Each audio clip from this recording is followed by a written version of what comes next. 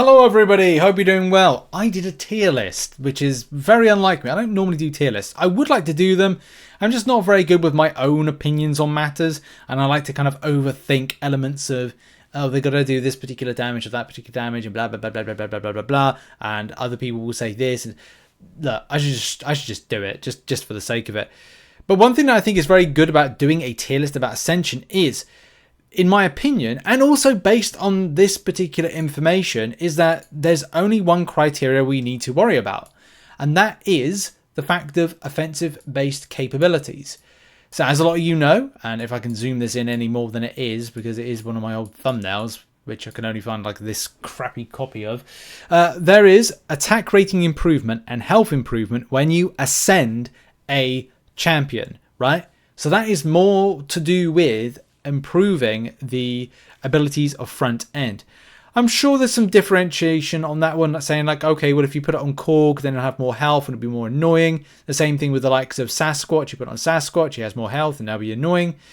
But that doesn't necessarily mean that he's going to be a frustrating defender. It just means he's got more health. And if you ascend a champion, then the champion's going to be more offensive, have more offensive prowess by having a lot more attack rating, therefore doing more damage, and have more health, so be able to like sustain a bit more kind of like, you know, punishment. But the attack rating improvement is mainly the kind of the front end thing that we need to concern ourselves with.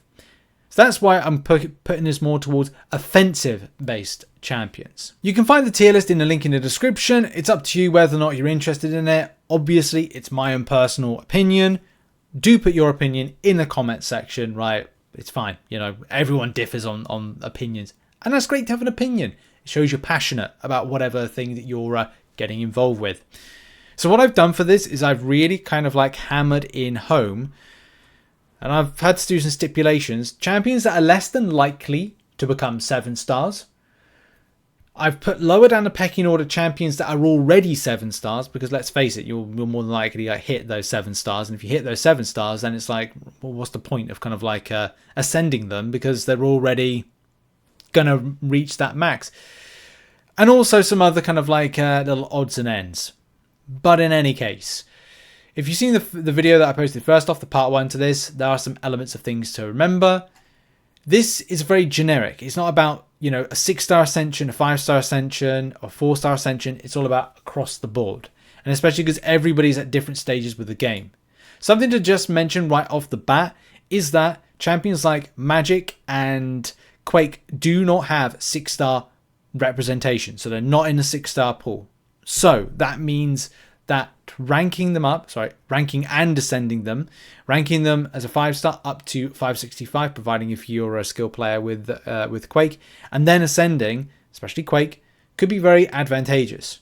The same thing could be with Magic. I'm not saying that is a definite, but it could be advantageous because they don't have that level of 5-star or 6-star. But do bear in mind, they could down the line. So it's saying like difficulty. Don't ascend them. Do ascend them. What are you saying, Rich?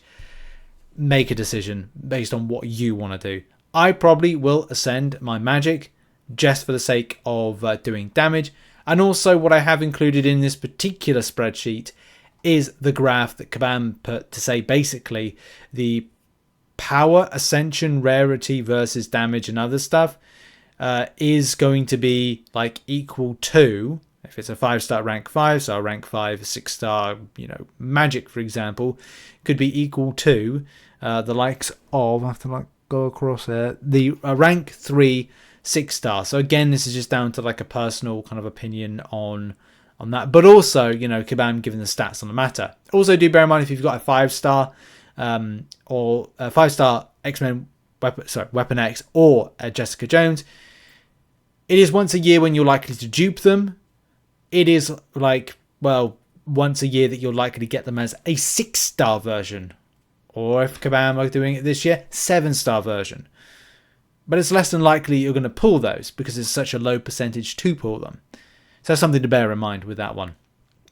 In any case, I've yammered on. Let's get into the kind of the meat and just the meat of this particular video and the tiering. Okay, check it out in the link in the description. It's up to you whether you want to listen, you want to see it on your screen or listen. It's up to you. So a lot of the champions that I've chosen are champions that have either not been announced as a 7-star or are less than likely. So there's, from this S tier, there are champions that are less than likely to be 7-star versions. The likes of Hercules, Kitty Pryde, Ghost, Gallon, Nick Fury. Actually, I think Black Widow Clairvoyant is in there. I might double check that. Black Widow Deadly Origin, Apocalypse, Corvus, Aegon, Blade, Rintrah. These are champions at 6-star and, lower rarities that you might consider. Like, I said that, like, oh, these champions are not in a 7-star.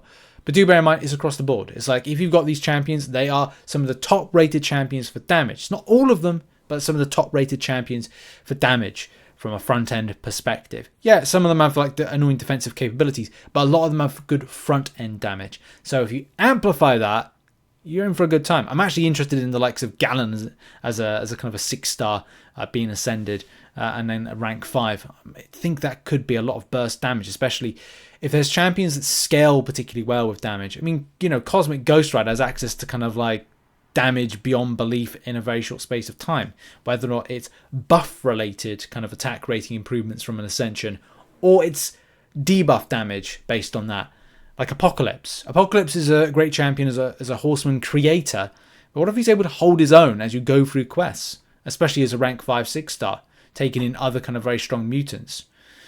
And that's something to bear in mind. There's also other champions that are going to help out with utility and interaction.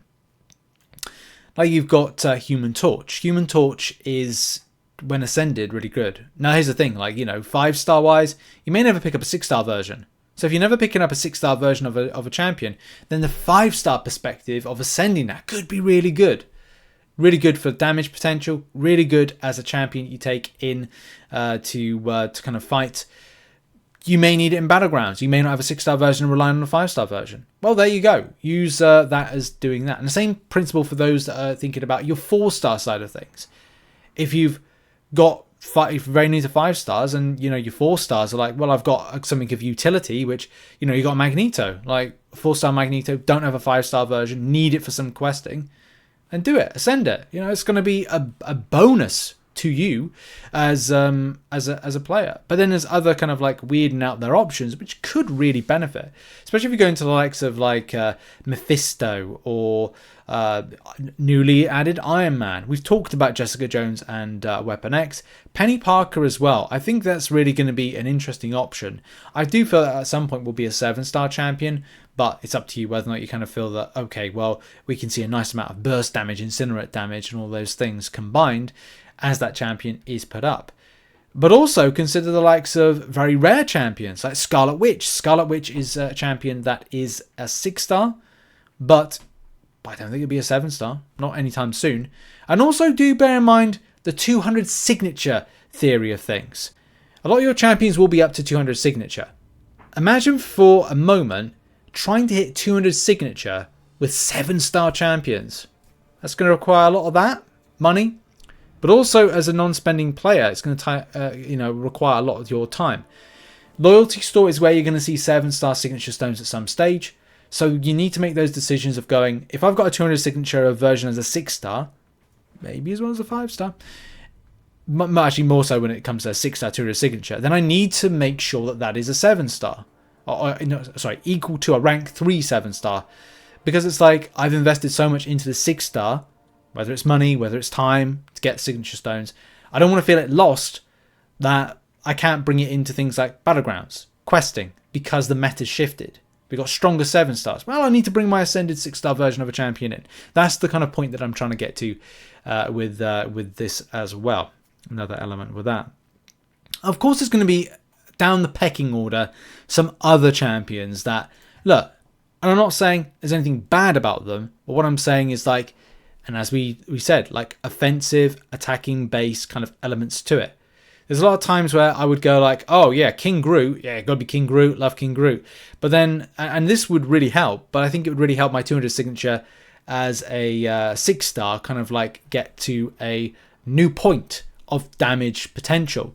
Especially because 200 signaturing a 7-star version is something that I just wouldn't be interested in doing, because it just would just get, just take so much away from what a 200 signature to another 7-star would be. I think you get the point of what I'm trying to like get to with this.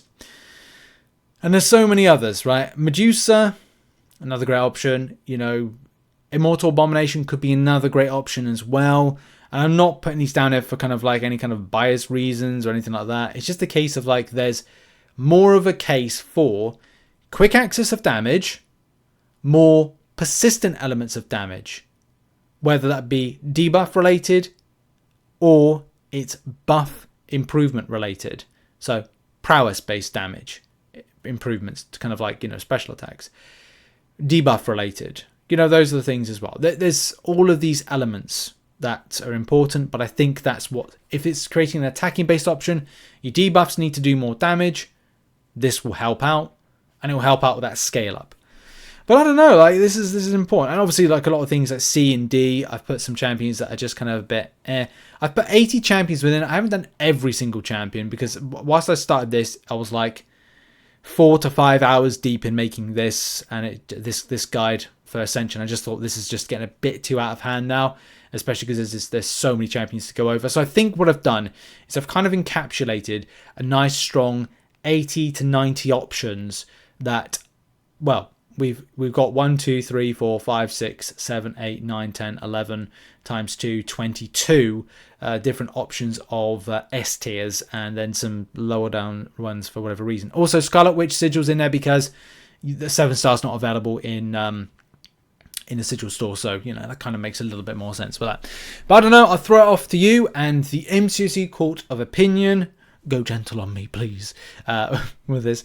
And something to do bear in mind is that by the end of the year, we may have the banquet event back, and we may have a new trophy champion. If we have a new trophy champion, and you might want to wait. Same thing with Cyber Weekend. You might want to wait before ascending, because there could be something that comes your way that you weren't expecting and you could have really needed. So make sure to kind of think about that. And the end of the year, the reason I mention that is Kabam putting a new trophy champion. If they put a new trophy champion in, that means if you get a 5-star version, you can make it equal to a 6-star at certain types at rank 2, rank 3 for rarity potency. And the same thing when it comes to the likes of 6 stars. If you get a 6-star version, then you can make it up to like a rank 3 7-star in potency. So do bear all of that stuff in mind. That's been a video. I thank you very much for watching. Hope you enjoyed it. Oh yeah, and Ghost. I think I mentioned Ghost. Powerful option. Could be on S tier. Have a great day, everybody. Check out some other content located on the screen, and I'll see you all soon. Bye-bye for now.